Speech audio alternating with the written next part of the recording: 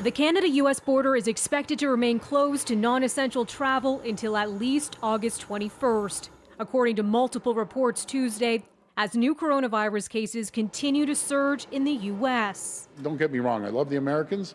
I don't want them up here right now. Ontario Premier Doug Ford says Americans are welcome back to his province, but only after the pandemic. It's been reckless down there. They move forward too quickly, and we're going right at the right speed. And I'll always listen to health and science over getting pressure from anyone. Florida alone reporting more than 9,000 new cases Tuesday and a record 132 new deaths. The state's governor, who's resisted calls for a statewide mandate on masks, heckled by a protester Monday. I think the breaking cases every day, and you are doing nothing. Shame on you. Another hotspot, California, now shutting indoor dining, movie theaters, and more. And 2 major school districts are going back to online learning in the fall. This virus is not going away anytime soon. And in a new blistering op-ed, 4 former leaders of the U.S. Centers for Disease Control writing in the Washington Post, "We ran the CDC.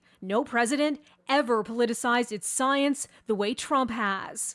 They're accusing the Trump administration of undermining public health, saying willful disregard for health guidelines is leading to a sharp rise in infections and deaths, and that trying to fight this pandemic while subverting scientific expertise is like fighting blindfolded.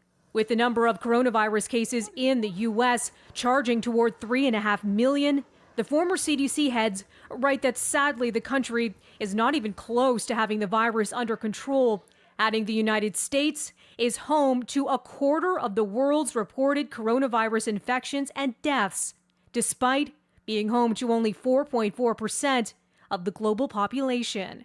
The op-ed coming a day after Trump retweeted a conspiracy theory from a former game show host. The Post saying in part, the most outrageous lies are the ones about COVID-19. Everyone is lying. The CDC, media, Democrats are doctors, and then claiming it's all about the upcoming election. And in the interest of good information, the CDC and our doctors aren't lying. You're not lying.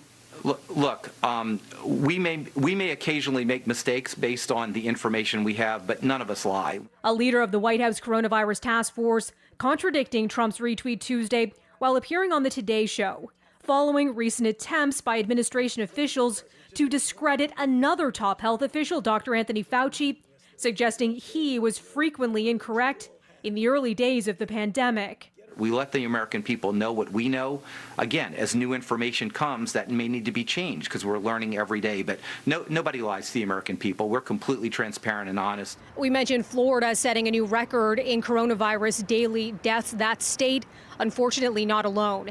Alabama and North Carolina also reporting all-time highs in daily fatalities. And now we just heard from Canada's Deputy Chief Public Health Officer, who says if he were to travel anywhere this summer, it would be here in Canada within our borders. Melissa Duggan, City News.